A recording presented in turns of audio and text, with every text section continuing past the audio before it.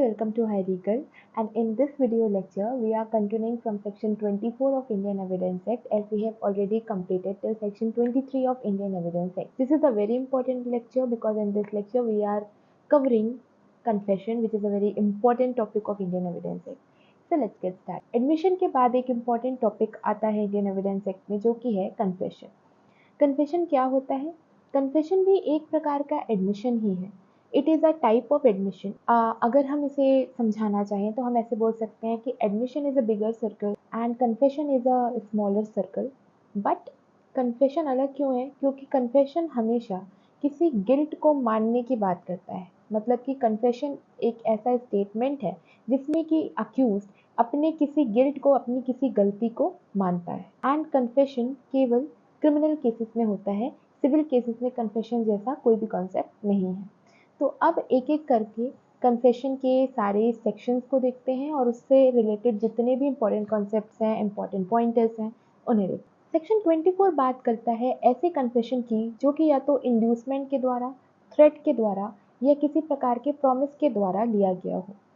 इसके कुछ essential ingredient हैं. पहला एसेंशियल इंग्रेडिएंट ये है कि ये स्टेटमेंट कन्फेशन होना चाहिए. दूसरा एसेंशियल इंग्रेडिएंट ये है कि ये किसी ऐसे व्यक्ति को दिया गया हो जो कि पर्सन इन अथॉरिटी हो. और तीसरा एसेंशियल इंग्रेडिएंट ये है कि ये कन्फेशन अक्यूज के द्वारा दिया गया हो. इसके अलावा ये कन्फेशन किसी प्रकार के इंड्यूसमेंट, थ्रेट या प्रॉमिस के थ्रू ऑब्टेन किया जाना चाहिए. अब इंड्यूसमेंट, थ्रेट और प्रॉमिस का मतलब क्या होता है? इंड्यूसमेंट का मतलब होता है किसी के ऊपर दबाव डालना किसी पर्टिकुलर स्टेटमेंट को ऑब्टेन करने के लिए. थ्रेट का मतलब होता है डराना, धमकाना, डर पैदा करना ताकि वो व्यक्ति किसी प्रकार का कन्फेशनल स्टेटमेंट दे दे.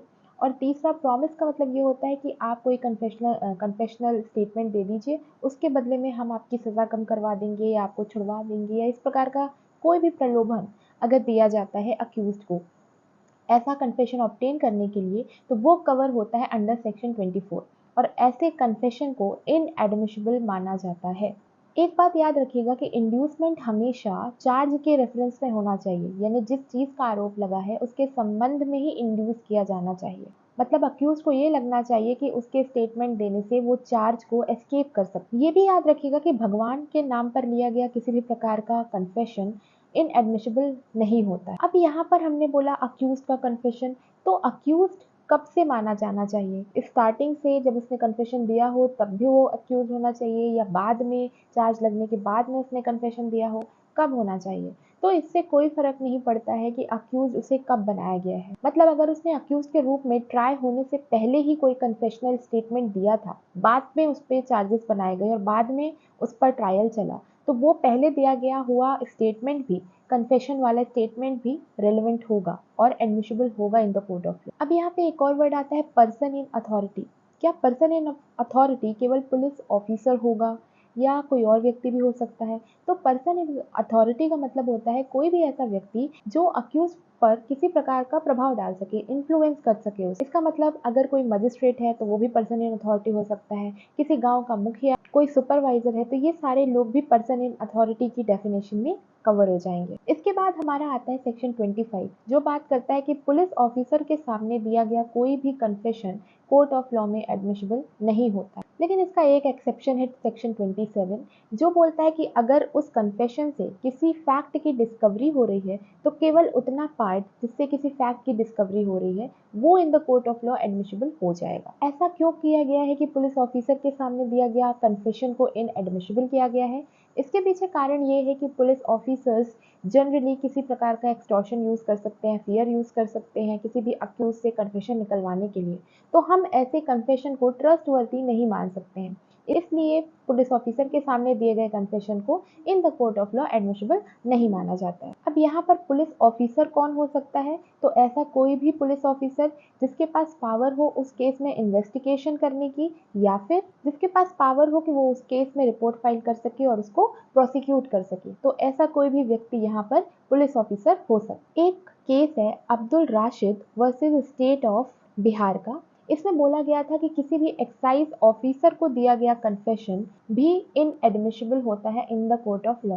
ये याद रखिएगा कि सेक्शन 25 के तहत पुलिस ऑफिसर को दिया गया कोई भी कन्फेशन एक्सक्लूडेड है और इनएडमिसिबल है इन द कोर्ट ऑफ लॉ. लेकिन अगर कन्फेशन से हटकर कोई भी स्टेटमेंट दिया जाता है तो उसे इनएडमिसिबल नहीं माना जाएगा। अब इसके बाद बात करते हैं कन्फेशनल एफआईआर की। क्या कन्फेशनल एफआईआर भी इनएडमिसिबल होगी या फिर उसे एडमिट कर लिया जाएगा बिकॉज वो तो एफआईआर है? इसका क्या कंसेप्ट है वो समझ। देखिए, कन्फेशनल एफआईआर भी सेक्शन 25 के तहत इनएडमिसिबल ही मानी जाएगी, लेकिन कन्फेशन से हटकर जितने भी स्टेटमेंट्स दिए गए हैं एफआईआर में उन सभी को एडमिसिबल किया जाएगा अनलेस अंटिल वो सेक्शन 162 ऑफ सीआरपीसी से हिट ना हो जाए। Do comment that what is section 162 of CRPC in the comment box। अगला सेक्शन है हमारा सेक्शन 26, जो बात करता है पुलिस कस्टडी में दिया गया कोई भी कन्फेशन भी इनएडमिसिबल होता है, लेकिन इसका एक एक्सेप्शन है। एक्सेप्शन ये है कि अगर पुलिस कस्टडी में प्रेजेंस होता है मैजिस्ट्रेट का और मैजिस्ट्रेट के प्रेजेंस में कोई भी कन्फेशन दिया गया है तो केवल उस सिचुएशन में उस कन्फेशन को भी एडमिसिबल माना जाएगा। Otherwise, if there is a presence of only a police officer and the accused is in the custody of police officer, so in that case, that particular confession would not be admissible in the court of law। अब इसमें एक ये भी doubt आता है कि police custody किसको बोला जाएगा? क्या इमीडिएट प्रेजेंस होना चाहिए पुलिस का या फिर जरूरी है कि उसे प्रिजन में ही कन्फाइन किया जाना चाहिए? अगर अक्यूज ओपन स्पेस में है तो क्या वो पुलिस कस्टडी नहीं होगी? क्या अगर पुलिस वाला कहीं चला गया है तो क्या वो भी पुलिस कस्टडी है? काफी सारे डाउट्स हैं। तो पुलिस कस्टडी का सीधा मतलब होता है पुलिस का कंट्रोल होना किसी भी तरह से। यहाँ पर पुलिस का एक्चुअल कंट्रोल होना जरूरी नहीं है बट इफेक्टिव कंट्रोल होना जरूरी है अक्यूज्ड के ऊपर। मतलब पुलिस का कंट्रोल ओपन स्पेस में भी हो सकता है, जर्नी के ड्यूरेशन में भी हो सकता है। मान लीजिए पुलिस ऑफिसर किसी अक्यूज को लेकर जा रहा था, रास्ते में उसने उसे कुछ वक्त के लिए अकेला छोड़ा और उस दौरान उसने कोई कन्फेशन वहां पे प्रेजेंट लोगों के समक्ष किया, तो ऐसा कोई कन्फेशन भी इनएडमिसिबल रहेगा क्योंकि यहाँ पर पुलिस का इफेक्टिव कंट्रोल या इफेक्टिव अथॉरिटी माना जाएगा। अगर कोई व्यक्ति फेलो प्रिजनर्स को कोई भी कन्फेशन करता है तो वो भी इनएडमिसिबल रहता है। अगर कोई व्यक्ति डॉक्टर को कन्फेशन करता है जबकि पुलिस वाला बाहर खड़ा है तो वो भी इनएडमिसिबल होता है। अगर कोई कन्फेशन किसी ड्राइवर को किया गया है जबकि पुलिस वाला कार से बाहर गया है तो ऐसा कन्फेशन भी इनएडमिसिबल होता है। इसकी रीजनिंग यही है कि यहाँ पर पुलिस ऑफिसर का एक्चुअल प्रेजेंस नहीं है बट इफेक्टिव कंट्रोल में वो है। अब कन्फेशंस कब रेलेवेंट हो सकते हैं, इसके कुछ पर्टिकुलर सेक्शंस हैं। अगर कोई कन्फेशन पुलिस ऑफिसर को नहीं दिया जाता है तो वो रेलेवेंट होता है। अगर पुलिस की प्रेजेंस में कोई कन्फेशन दिया गया है बट वहां पर मजिस्ट्रेट भी प्रेजेंट है तो वो कन्फेशन भी रेलेवेंट होता है। अगर किसी कन्फेशन में कोई डिस्कवरी भी हो रही है तो केवल वो पार्ट जो कि डिस्कवरी करा रहा है किसी फैक्ट की under section 27 of Indian evidence act तो वो कन्फेशन रेलेवेंट हो जाता है but only that certain part. और इसके अलावा सेक्शन 28 के तहत अगर थ्रेट, इंड्यूसमेंट या प्रॉमिस पूरे कन्फेशन में से हटा दिया जाता है तो उसके बाद ऐसा कोई भी कन्फेशन एडमिसिबल हो जाता है इन द कोर्ट ऑफ लॉ। इसके बाद हमारा इंपॉर्टेंट सेक्शन आता है सेक्शन 27, जिसको हमने हल्का फुल्का देख लिया है पुराने सेक्शंस में डिस्कशन के दौरान।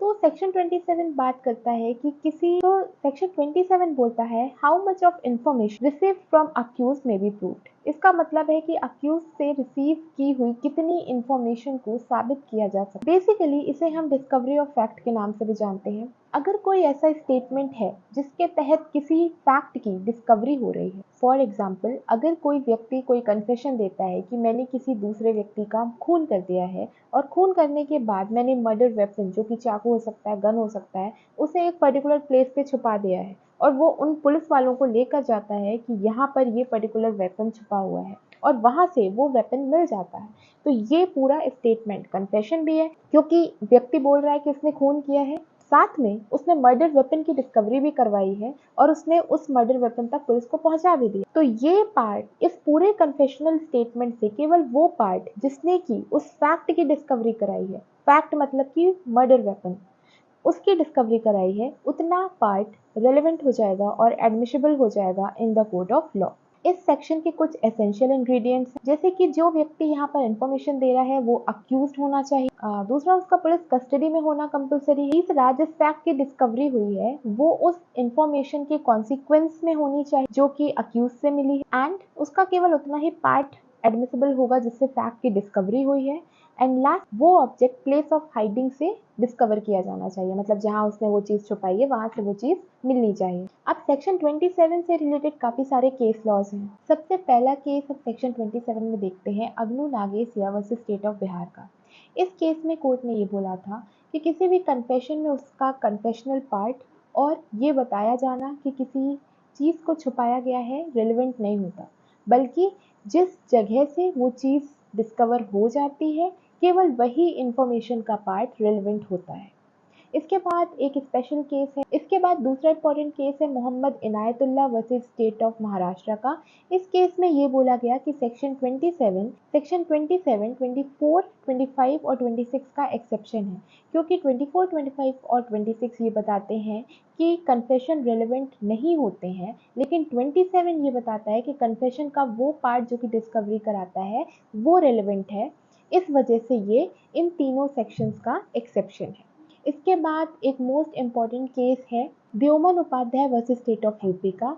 इस केस में सेक्शन 27 की कॉन्स्टिट्यूशनल वैलिडिटी को अपहेल्ड किया गया था। अब इसके बाद बात करते हैं सेक्शन 28 की। सेक्शन 28 में ये बोला गया है कि अगर सेक्शन 24 के अंतर्गत किसी प्रकार का इंड्यूसमेंट, थ्रेट या प्रॉमिस देकर किसी से कन्फेशन निकाला गया है और ऐसे कन्फेशन से ये तीनों एलिमेंट्स हटा दिए जाते हैं, तो फिर वही कन्फेशन रेलेवेंट हो जाएगा। इसके बाद आते हैं सेक्शन 29 पे। सेक्शन 29 ये बोलता है कि अगर कोई भी कन्फेशन गलत तरीके से, गलत मीडियम से या गलत प्रोसेस के द्वारा भी ऑब्टेन किया गया है तो वो भी रेलेवेंट होता है। जैसे कि अगर कोई कन्फेशन प्रॉमिस ऑफ सीक्रेसी के द्वारा लिया गया है, मतलब ये बोलकर कि तुम हमें कुछ चीज़ बता दो, तुम हमें स्टेटमेंट दे दो, हम ये बात किसी और से नहीं बताएंगे। इसके अलावा अगर कोई डिसेप्शन करके यानी कि धोखाधड़ी या छलावा करके कोई कन्फेशन हासिल किया गया है तो वो भी रेलेवेंट होता है। इसके साथ में अगर किसी व्यक्ति से कोई ऐसा क्वेश्चन पूछा गया जिसका जवाब देने के लिए वो बाउंड नहीं था, तो वैसा कन्फेशन भी रेलेवेंट होता है अगर उसने जवाब दे दिया और उसका वो जवाब एक कन्फेशन है। या फिर अक्यूज्ड को कोई भी स्टेटमेंट देने के पहले वार्निंग नहीं दी गई थी और उसने वो स्टेटमेंट दे दिया और वो स्टेटमेंट कन्फेशन है, तो ऐसा स्टेटमेंट भी रेलेवेंट होता है under section 29 of Indian evidence. Basically simple words में कहें तो सेक्शन 29 एक्स्ट्रा जुडिशियल कन्फेशंस के बारे में बताता है। इसके बाद आता है सेक्शन 30 जो बात करता है कन्फेशन ऑफ को अक्यूज्ड के बारे में। इसके कुछ असेंशियल इंग्रेडिएंट्स हैं, जैसे कि दो लोग एक ही सेम ऑफेंस के लिए ट्राई किए जाने चाहिए और वो ट्रायल जॉइंट होना चाहिए, यानी कि जॉइंट ट्रायल होना चाहिए। दूसरा एसेंशियल इंग्रेडिएंट ये है कि सेम ऑफेंस के अबेटमेंट या अटेम्प्ट के लिए ट्राई किए जाने चाहिए। तीसरा एसेंशियल इंग्रेडिएंट ये है कि कन्फेशन दोनों में से कोई एक अक्यूज के द्वारा किया जाना चाहिए। फिर चौथी चीज़ ये होती है कि जो भी कन्फेशन करता है वो अपने साथ साथ इक्वली दूसरे को भी लायबल ठहरा रहा हो उस स्टेटमेंट में। और पांचवा पॉइंट ये है कि कन्फेशन मेकर के अगेंस्ट भी ड्यूली प्रूफ हो गया हो। अगर ये सारे एसेंशियल एलिमेंट्स सेटिस्फाई हो जाते हैं तो फिर ऐसा कन्फेशन दूसरे को अक्यूज्ड के अगेंस्ट भी रेलेवेंट होता है। इसका एक फेमस केस लॉ है Kashmira Singh versus state of MP का, जिसमें ये बोला गया था कि कन्फेशन ऑफ को accused is admissible in the court of law but it is a very weak kind of evidence. तो इस पर टोटली रिलाई करना काफ़ी मुश्किल होता है। हाँ, इसको कोरोबोरेशन के थ्रू एडमिट किया जा सकता है। एडमिशन और कन्फेशन में मोटा मोटा अंतर क्या होता है?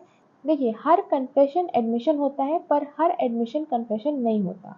तो हम ये कह सकते हैं कि एडमिशन जेनस है और कन्फेशन इसकी एक स्पीशीज। इसके बाद कन्फेशन के कुछ टाइप्स समझ लेते हैं, जैसे कि इनकल्पेटरी और एक्सकल्पेटरी कन्फेशन। इनकल्पेटरी कन्फेशन का मतलब होता है ऐसा कन्फेशन जिसमें कि अक्यूज ये बताए कि उसने कोई ऑफेंस किया है या उसने कुछ गलत किया है।